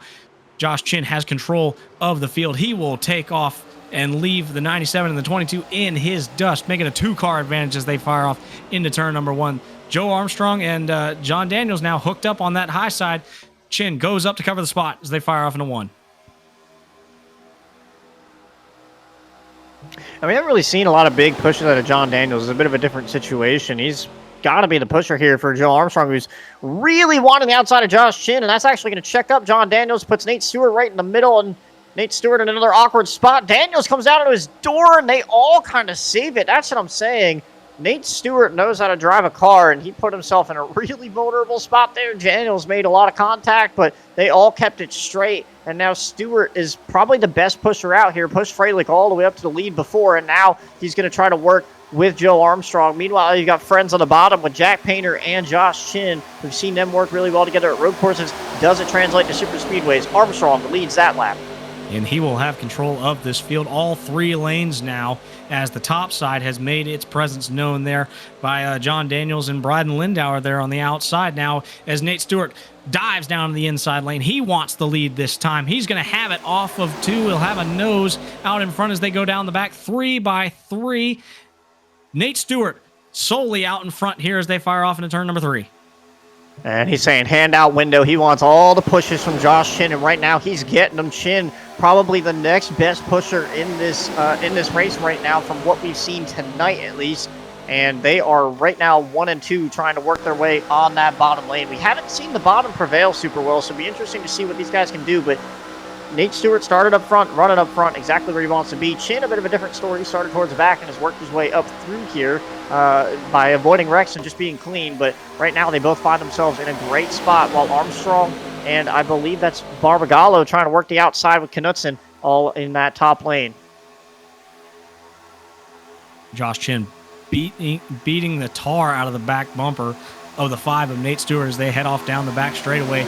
And the same being said for the 22 and the 77 there on the top side. They will close that gap now, and now you can see the damage that has been accrued on the front side of that 77 of Dominic Barbagallo from all the pushing that he's been doing to the 22 of Joe Armstrong there. As now Armstrong will lead that lap. So the wear and tear is starting to come out here, but the gloves aren't coming on, or aren't staying on, as Barbagallo is really taking the fight to these guys down on the inside lane, giving Armstrong the best opportunity he can to challenge for that top spot. And if you're looking at numbers, Nate Stewart is the oddball here, just because I'm trying to have a little bit of fun. You've got a bunch of double digits with the 222s and the 77 up on the top lane, the 290s right behind the 93 and the 97, and Nate Stewart's out here with the number 5, just trying to put it all together ahead of everyone. So right now it's working. We'll have to see how that run works off the top lane, but I'm wondering if they'll get that 77 out of line. We can see the 22s hook up and potentially go to the front here, as you've got Knutson pushing Barbagallo back up to Armstrong. The top 2 are actually clear for a second, Chin and Stewart. Chin's not going to do anything about it. He's going to stay with Stewart as they go off into turn 1. They will have the top 2 spots solidly now as Jack Painter is now dueling along side by side with Joe Armstrong. But now Josh Chin covers the spot up in the outside lane. He will now have help from Joe Armstrong now, and he wants that top spot as now Nate Stewart falls back into the clutches of Jack Painter there on the inside. Josh Chin wants sole control of this pack here. But don't look now. Here comes Cole Freilich in that 15 car up on the outside lane, trying to make it work all by himself. If there's a car or driver to do it, it's going to be him here up to the fourth roll. Now make it the third here as he pulls alongside of Dominic Barbagallo in that third lane. Here comes Cole Freilich once again, but his drafting buddy, Nate Stewart, down there on the bottom side, they won't be hooked up when he gets up here to the top. And that really helped Freilich out. The fact that Barbagallo and Knutson got really close together through the middle of 1 and 2 there.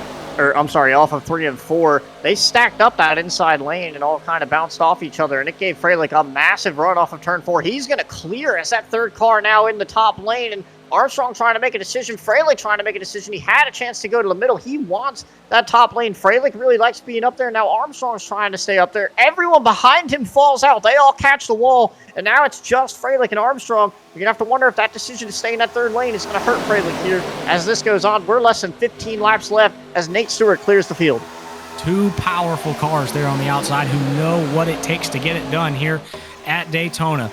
Joe Armstrong in the 22, Cole Freilich in the 15, powering it solo by themselves up there on that top spot. Now here comes the 22 of Justin Knutson in to help on that top side. They will still be 3 by 3 by 3 now as Knutson comes in to help up all here once again fighting for this top spot with just under 15 laps to go.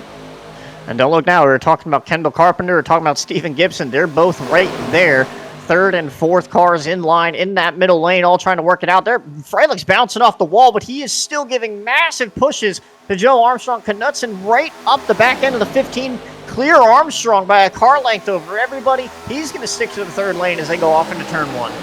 Oh, and Freilich catches the wall there as the safer barrier comes into play as they start to come into the turn. Now, that's not like the third time I've seen Freilich hit that wall there where the track gets really narrow on the entrance to turn number 1. I've seen a couple cars now hit that inside lane, so that's something to follow here as the damage might start to mount in these final laps of this race. 12 to go here will be the call at the line as now Nate Stewart has powered his way back out in front there on that bottom lane, but here comes Josh Chin there on that middle lane, trying to make it work. Who's going to lead this lap at the line? And it looks like it'll be Nate Stewart. Josh Chin made a big move to get himself around Joe Armstrong. Now he's going to go up and throw the block on Armstrong, but he went all the way up to the third lane to make this happen. Here comes Barbagallo, who's just been super consistent, just really conservative in that middle lane. He's going to be the leader going off into turn 1 and now lead that middle lane. Gibson giving pushes to him as Armstrong and Chin try to work the top. Painter and Nate Stewart down on the bottom. 3 by 3 by 3, just like we were at the halfway point in this race. Coming to 11 to go. We're doing it again. And the shuffle of all these lead cars has now brought back up to the front Stephen Gibson, Kendall Carpenter, and Nathan Kiani there right in that middle lane. Some contenders who were taken out in that last, or caught up in that last wreck rather, because they weren't taken out, because now they're back. So all the cream starting to rise back up to the top here, and that middle lane being led by Barbagallo is making its presence felt here as now the outside lane starts to get an advantage there with Chin and Armstrong there hooked up on the outside. They're going to have a massive run when they come down the back. How about guys we haven't talked about in a while? Mo Perry lined up third car on the inside, had internet issues at the beginning of this race, dropped all the way to the back, lost the draft, wasn't doing anything, and has now found his way all the way back up here. Just behind him, Harry Grindell, who we talk about pretty often, is right there in the mix on the bottom lane. If something happens here, he's now up there as Armstrong gets a big enough push from Freilich to clear himself from Barbagallo, and these guys are all deciding where they want to be. Barbagallo's starting to lose a little bit of ground between him and Gibson, but they're all just trying to jockey for that lead, the thing that that 93 of Josh Chin has that everyone wants. You are absolutely right, Elliot. Josh Chin has the lead, but here comes those other two lanes. Joe Armstrong there in the middle. Cole Freilich now has control of the top side with help from Justin Knudsen there on the outside. They will drag race 3 wide down the back straightaway as they head off into turn number 3. As Freilich gets turned, he's going to try and collect it, but now out on the outside wall. Knudsen's around. The 35 has been turned. The 10's up on the outside wall. Caution is out. Everybody looks like they're going to keep it straight, and it's going to be probably the cleanest wreck that we've seen so far of the evening, but caution will wave, and everybody gets just to take a deep breath and regather your nerves for this final, what's probably going to be about a 7-lap shootout, but awful damage there to the 15 of Cole Freilich, a heavy hitter in this event and for the championship. How will this damage affect his race as we get back, get a replay dialed up here to look back at what happened? Well, a couple things. First of all, I called this about 10 laps ago. We're going to get a big wreck. Here it is. Not as big as it should have been because Freilich does the right thing here. The 77 of Barbagallo rides up into him. On him, we get it. It's bumpy. It's Daytona. We expect these things to happen. I'm honestly surprised it hasn't happened until now. Freilich turning back right is the biggest thing to this entire field and something that a lot of guys should say thank you for, because if he didn't do that, half this field is absolutely killed. The 22 of Knudsen's involved, and I believe there was the 10 of Troxwell, and I think that's Stuckwish that we're on board with here, the 35. And it's all thanks to Freilich turning back up across the track there to put himself in the outside wall again instead of killing this entire field. Not something you want to do, but it kept the field together, and we're going to get a solid finish out of it. Unfortunately, those three are all going to hit pit road to get damage repaired, and we're going to get a reset here with Josh Shin, Joe Armstrong, Nate Stewart, Barbagallo, and Jack Painter in the top 5. One more look at it. The 77 just kind of, hits the bumps, drives up the track. You guys are all racing really tight. It's less than closing out on 10 to go, and everyone's just trying to get everything they can, and this is the type of stuff that we expect to happen, especially when it's 3 wide. So, no real huge faults there. It's just tight racing, and the 77 just slips up a little bit. But that's what I'm saying. Where one small incident from one guy can ruin a lot of guys' nights. Fortunately, it really only ruined 3 guys' nights. And honestly, I don't think their damage is bad enough to even lose a draft here in this short of a stint. So we'll have to see how it all shakes out in these last 5 or 6 laps. Let's throw it down to our pit reporter. AD, what are you seeing? Well, guys, Cole Freilich came over the radio, very disappointed in the 77 for that accident. He was on pit road repair and damage, still in the pits right now.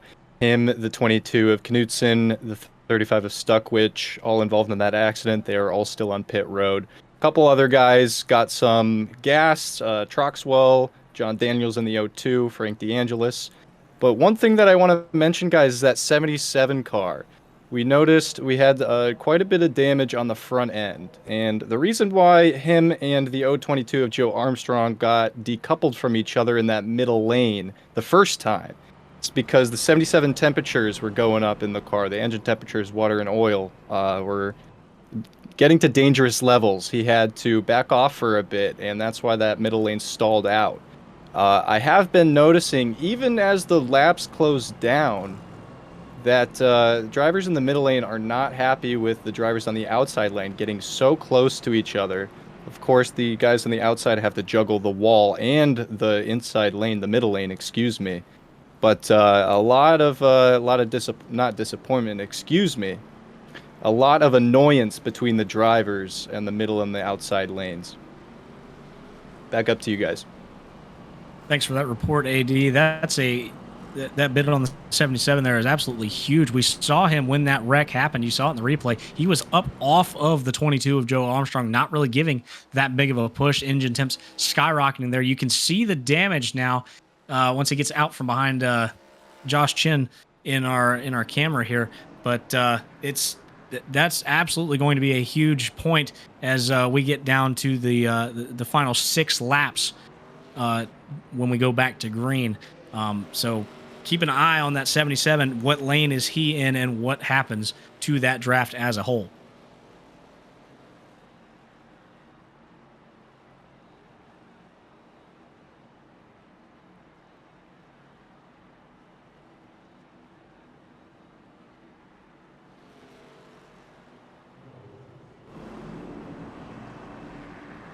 field has cycled it, or rather double filed back up. We've received the 1 to go signal this time. So Joshua Chin will line up on the inside lane. Joe Armstrong there on the outside. He will have that 77 that we just documented with the of Dominic Barbagallo with that front end damage there. How will that affect that outside lane getting going? I imagine they'll be fine while temps are cool, but once they get, how hot or how quickly will the temps in that 77 start to boil over a little bit, and how will that affect that draft as we get down to the final couple laps here? The 5 of Nate Stewart will line up behind Joshua Chin. Those two drivers will definitely the two best pushers of this race so far. They will be lined up nose to tail, so I imagine that'll be a very solid inside lane with Jack Pater in tow there on the in the third spot there on the inside. So a huge battle shaping up here as we come down to get the green flag here. Pace car dives off. Joshua Chin has the green flag. We're back underway here in Daytona, and Chin is out with a 1 car length advantage. 2 cars back to Painter there in the 97. The 93 and the 5 have hooked up, and they are driving away. Gotta wonder if the 77 is going to stay connected to this 22 or ditch him and go to the bottom. He had a chance. Doesn't look like he's going to. Painter or fill the hole. Now you got to see if that top lane starts working. I don't know what's going on with Barbagallo, but it doesn't look like he can really get the push to get to him. You can see now that Chin goes to the top and shoves and kind of kills Armstrong's momentum, that he gets right to him instantly. But now you've got Gibson shoved out to the outside. He's trying to work that third lane. Does Armstrong go up there and use that momentum? No, he doesn't. They're shuffling on the bottom, and now Chin's actually got a gap. It's the first gap we've seen from the leader. Whose lane does he block? He goes high as they come towards the start-finish line. Armstrong goes to the top. Barbagallo goes with him. The 77 and the 22 hooked up there on that outside lane. Just the two of them making it work there on the high side. Give the advantage to Joe Armstrong, but now as they come down into turn number 1, they're going to be 3 by 3 now, with Josh Chin with a slight advantage, with Kendall Carpenter there hot on his heels, with Nathan Kiani in tow. The 20 and the 17 have not left each other's bumpers for the last 10 or so laps. They have been a pair to watch as they come up through the middle of this field now. The 5 and the 97 hooked up there on the bottom side, and now the 77 having internet troubles there. You see the blink out there on the top side. How will that affect that line of what is now 4 cars on the top side as they round turn 4, drag race down the front between the 93 and the 5, give the advantage to the 93 at the line. 4 laps to go. Armstrong doing it all by himself now. Does Kiani potentially go up top and try to get something going? It's obvious the 77 can't push, but it doesn't look like anyone else really wants to try that third lane. Maybe if Carpenter goes up there, Armstrong can push him around Josh Chin. I just don't know that anyone's really invested in trying to get up to the top. You see them all kind of hitting the wall there and shuffling out. I believe that was Rodriguez in front of D'Angelo, but they all get it sorted and keep going straight. Josh Chin, your leader, into turn 3. Side by side they come. 5 on the inside, 93 on the outside. The 22 of Joe Armstrong has been hung out to dry. No one there. Dominic Barbagallo falling back with that damage. You see it. He's going to go to the back of the pack now. Joe Armstrong all by his lonesome on the outside and continues to drop like a rock. 3 laps to go there at the line. No one wants to go to that top. I really thought Kiani would potentially jump out there. Chin's been clear of Stewart a couple different times and doesn't go to the bottom. I think he's content to run that middle lane. We've got less than 3 to go now. You'd think someone would make a move, but they're all just kind of content. Armstrong is sitting here doing it all by himself, side drafting Kiani hard. Here comes Grindel to the top. 2 more coming with him. The 70 and Joe Armstrong, and there goes Brian Lindauer. There's 3 cars now stacked up on the top side. The time to go is now, if ever. When they come back across the stripe, it'll be 2 laps to go. That outside lane has formed now with 3 cars. Is it going to be enough? Are the pushes from Armstrong or the pushes from Grindel going to be enough to get Armstrong up there? Doesn't matter. Josh Chin covers the spot there on the top side. Here comes Kendall Carpenter. Can he make it work? No. Josh Chin covers the spot down on the middle side. Joshua Chin putting on a clinic on how to cover all 3 lanes here as they fire up down the back. Here comes the 22 of Joe Armstrong. He will be side by side with Chin as they go down the back straightaway. I was going to say, he can only cover so many. Grindel giving big pushes. Here comes Kiani to the top now. There goes the middle lane. It's gone. It's now Kendall Carpenter all the way back to Steven Gibson. Gibson will fill the hole quickly. As you can see the top lane go backwards. Nathan Stewart to the front. And now we've got, well, the bottom lane just stalls out right there, coming to the white flag. It's Armstrong and Chin side by side. 1 lap to go here in Daytona to decide it all for the first race of this OSRL Premier Series season. Joe Armstrong on the top side, the 93 of Joshua Chin on the inside. They've been the cars to beat for the past 20 or so laps. Here comes the push from Kendall Carpenter down the back. The middle lane is going to have massive control here as Kiani drops back now in the inside wall. Caution is out. It's going to be a huge wreck. No, I take that back. They're going to stay green as it's the last lap. I believe that's the 15. No, who is that? Tristan Baker in the 51 with Mo Perry right behind him. They're going to be 4 wide here. Baker gets dumped by Mo Perry. Jackson Sims is going to go through. He will be the only one to make it to the checkered flag here. Jackson Sims is going to win the Daytona opener in a fantastic last lap turn of events. All Mo Perry had to do was make a move to the top. Sims was 13th to start the white flag, and he is going to win the race. Have you ever? Well, I have actually, because I did it last week in our league. But that's Daytona for you, baby. That's how you do it. From having some internet troubles early on, and you can still see him blinking out of there. Jackson Sims will come home to claim the first race of the OSRL Premier Series Season 9. Mo Perry will bring it home in second. He was the only one who had a shot there. He got clipped by the 51 there coming to the line, and it threw off all of his momentum. Jackson Sims, it opened the door for that 45 car, and Jackson Sims will be your winner here as he parks it on the front straightaway.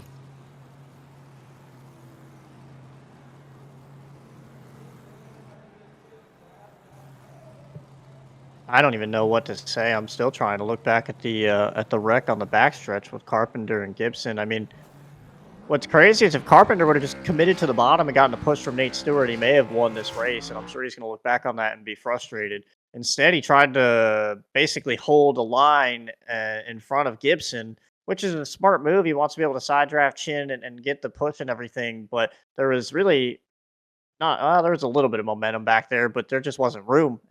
Him coming up, we're going to get your replay right here. It just kind of killed the whole line, and unfortunate for Josh Chin. I thought he was going to be clear and gone right there, but unfortunately with where they all were, not the greatest angle here, but you can see kind of the 20 just goes to throw a block on the 21, and there's a nose to his outside, and the wrecking ensues. And like I said, I thought Chin was going to be clear, but he just wasn't, and Kendall caught him just enough, and Chin kind of caught the wall the wrong way, and you can see Tristan Baker, the seas just parted for him, and he just drove through it, and unfortunately, Mo Perry drove through him in the middle of 3 and 4, and Sims was the recipient of all that as we get you caught up on the 3 different accidents that basically happened here. You can see that again. Jack Painter getting turned around. William Schmidt right there gets turned like a top. Remember, he's been through enough tonight. He looked like he was potentially going to skirt out of there with the top 10, but he gets turned as well. Right here, you can see Mo Perry get to the back of Tristan Baker, and he goes to the top and unfortunately mistimes it. I don't think he realized how slow Tristan was going to be or how much of a run he was going to have with the push from Frank DeAngelis, and wow, Tristan Baker gets some air there out of Harry Grindell and everything. But yeah, Jackson Sims just right place, right time. Started that lap in 13th, finished it with the win.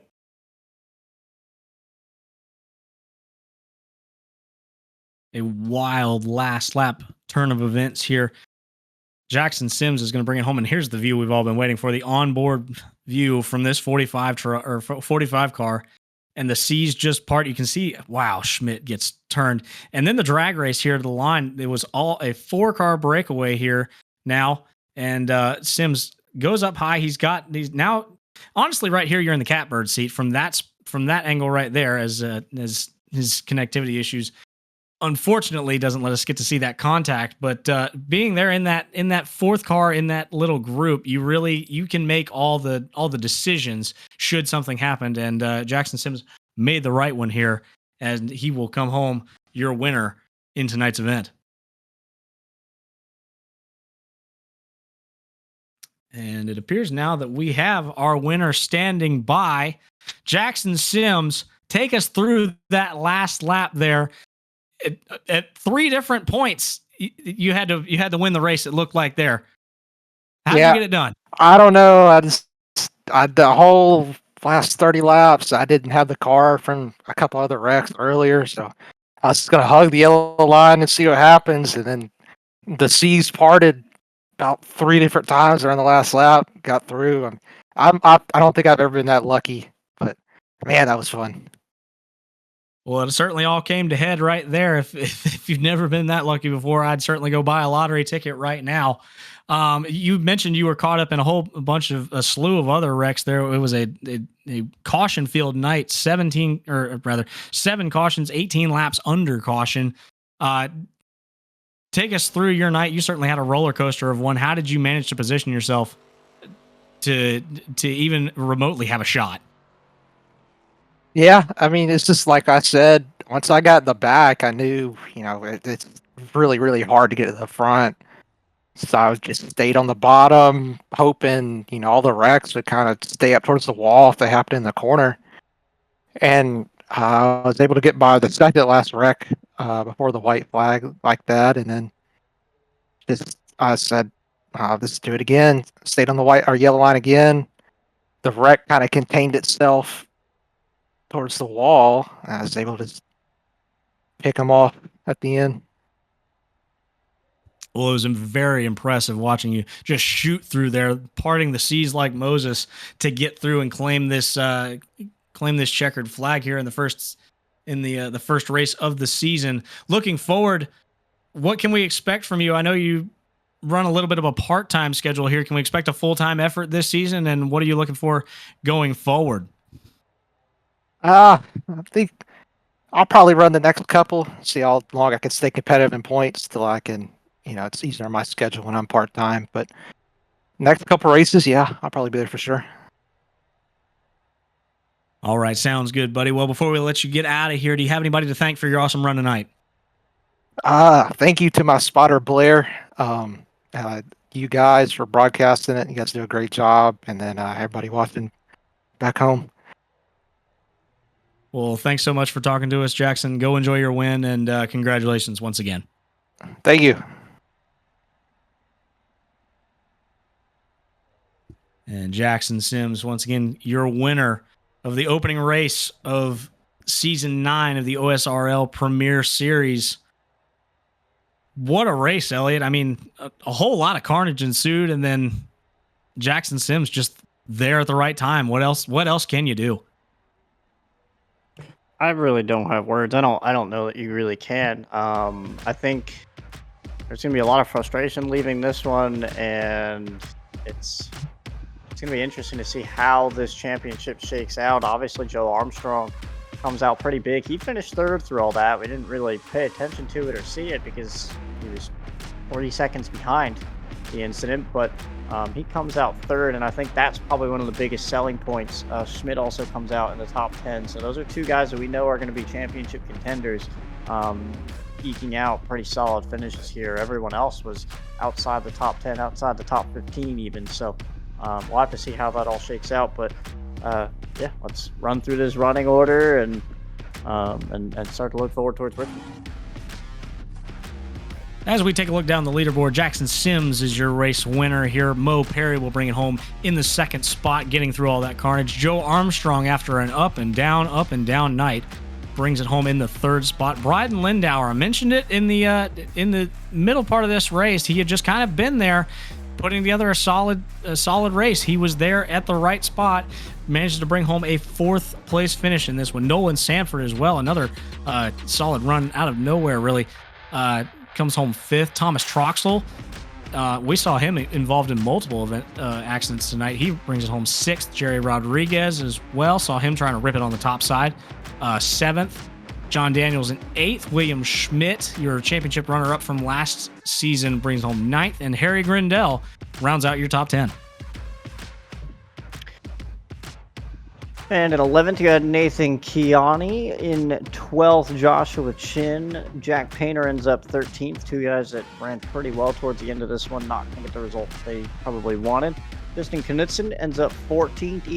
Ethan Stuckwish, who was on his roof at one point, still comes home with a top 15. Steven Gibson, who honestly looked like he was potentially going to have a shot at it there, ends up 16th. Tristan Baker, who was involved in multiple incidents, comes home 17th as well.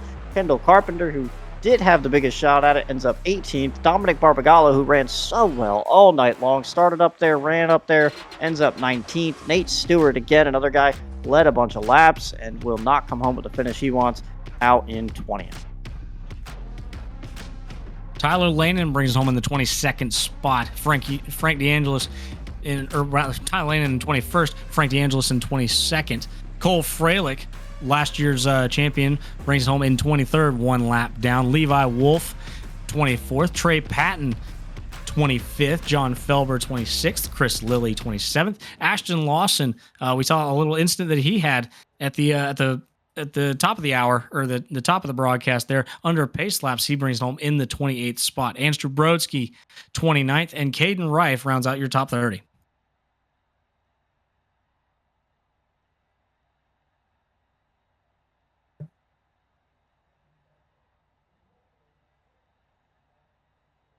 That'll just about do it for all of us here at the Split Second Broadcasting Network. Tune back in next week for round 2 of the OSRL Premier Series. And we will see you all in 1 week's time. From Split Second Broadcasting, I've been Hunter Brittle alongside Elliot Henderson in the booth, Aiden DuPont down on pit road, and Jeff Johnson behind the scenes running producer. Thank you so much for coming and watching, and we will see you all next time.